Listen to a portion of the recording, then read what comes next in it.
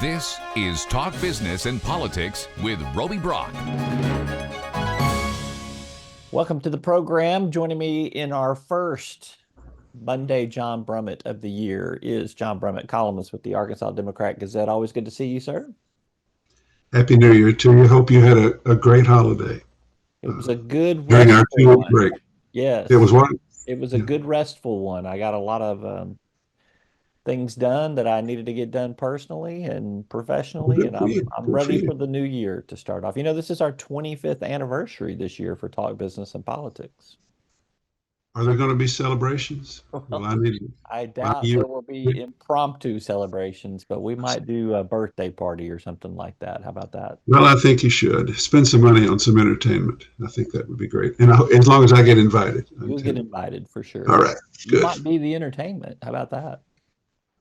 Rather intentionally or unintentionally. I can do it either way, whatever you want. Do you have any New Year's resolutions that you want to share with your audience here today? I actually did make one, but it's sort of highly personal. But yeah, I mean, I want to relax more.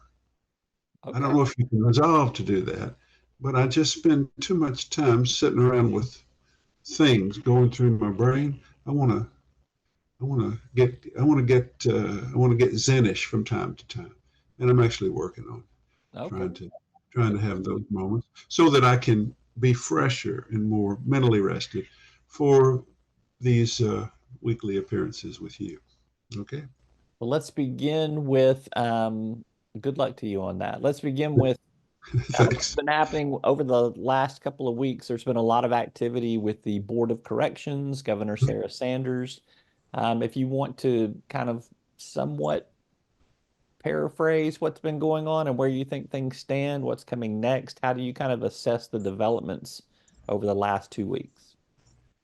Well, I just wrote about it, and I did a metaphor that the correction board winning an injunction at the Pulaski County level reminded me of an Arkansas-Alabama football game during the Bobby Petrino era, when the Razorbacks took the opening kickoff and in 5 plays went down the field and scored to go ahead 7-0, and all the Hog fans are going crazy. And the CBS camera showed Nick Saban on the sideline, who literally turned to an assistant and shrugged. He was essentially saying, well, it wasn't that cute, but this is early and we got a whole game to play and we're going to be fine at the end, as they were. It is routine now for the governor and Tim Griffin to lose at the Pulaski County court level. And then it is routine for them to appeal directly to the Supreme Court and get taken care of. I don't mean to be cynical, though apparently I am, but we have a Republican majority that's highly partisan on our Supreme Court, and I think they've got the governor's back on this. And I think that that's what it's all going to come to. But the ruling right now is that Amendment 33 to the state constitution prohibits the governor from eroding powers of the state correction board over prison matters. And therefore, 2 laws that the governor is relying on that let her and her suspended corrections secretary run things without worrying with the board are now in abeyance. They're no longer in effect because they're under an injunction. Some people are calling it a constitutional crisis. That may be slightly overstated. But it's all about, in my view, her continued efforts to brandish a hyper-conservative record in Arkansas, perhaps in service to her obvious and undisputed national profile. But for the time being, we have this stymied situation in Arkansas in which the person she chose from Arizona, controversial person to run the prisons, who wanted to do a tent city down there or put inmates in the gym, and the prison board stood up. All of that is stymied. We're stymied in terms of running prisons with any sort of clarity, because he's on suspension, and the Pulaski County judge says Amendment 33 says the state prison board can suspend him, and all of this is going to go to the Supreme Court and probably go the other way eventually. I'm getting ahead of myself, but that's, you asked how I sum it up. And that's sort of how I do, or that's exactly how I sum it up at this particular point. So even more to summarize, new year, same stuff, basically. So we're going to see more of what we kind of saw in this last year. Yeah. That's what we've seen on numerous, multiple court cases. And there's no reason to think it'll be different. We've got 4 highly Republican members of the Supreme Court. 2 of them are running for Chief Justice and need Republican support. The other is a former highly partisan Republican state legislator. And then 1 was appointed by Sarah Sanders. That's 4 out of 7. I like her chances. And I saw that Tim Griffin didn't put up much of a defense at the hearing last week on this injunction, or his office didn't. And then he issued a statement saying, we're confident we will prevail at the Supreme Court. And there'll be an appeal first of this injunction before we even get to having a Pulaski County court hearing on the merits of the case itself, which I think the state will lose. I think the state is wrong under the Constitution. And I'm just sort of looking into a crystal clear ball, is how, one that I find crystal clear as to how it's likely all to turn out. In the meantime, we've got prison crowding problems. We've got prisoner treatment issues. We've got a plan to build a 3,000-seat prison. We've got prison board that believes that we have staffing issues, and we have no pending real solutions, and certainly no collaborative work on attending to those issues. We have a legal matter. We have a political matter masquerading as a legal matter, seems to me. Good way to put it there. All right, let's talk about Governor Sarah Sanders indicated this last week, too, that she will be in Iowa ahead of the Iowa caucuses. She has endorsed former President Trump, whom she worked for and owes a lot of her political momentum to.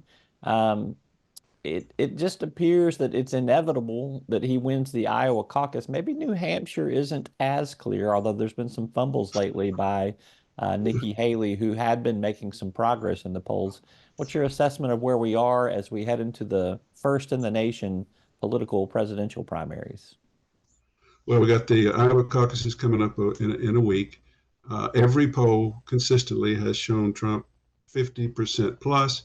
The only movement has been that DeSantis has declined, and Haley has just about caught him in Iowa, but a distant second, 30 points down.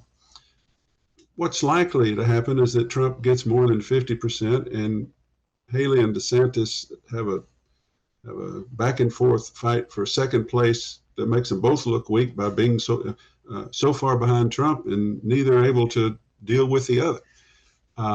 But then there is, oh, by the way, there's a piece out this morning, I'm sure DeSantis will deny it, that if DeSantis loses Iowa, he intends to drop out and endorse Trump. Okay, I'm just mentioning that. I saw that on the Hill or some national site quoting sources. But then you go to New Hampshire, which is an entirely different state, more independent conservatives than evangelical conservatives, and they have a primary, not caucuses. And you have Haley strongly in second if you consider 44-30 margin to Trump, a deficit to Trump being in strong competition. But that's sort of, she's in a position, it seems, to maybe make a strong showing there. But 14 points down is a lot. Chris Christie stays in the race to take some anti-Trump votes that might go to her. Maybe DeSantis is not a player there.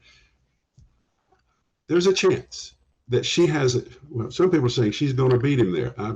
Boy, that would be interesting. I think she could be strong enough that then she goes to her home state of South Carolina, where I think it's a southern state where Trumpism prevails. I think she loses her own home state. And then we go to Super Tuesday, which is all about superficial media or name ID, which is all Trump's game. So I don't see any way Trump doesn't get the nomination quickly. But there are 2 things to watch. Who gets second in Iowa and by what kind of margin?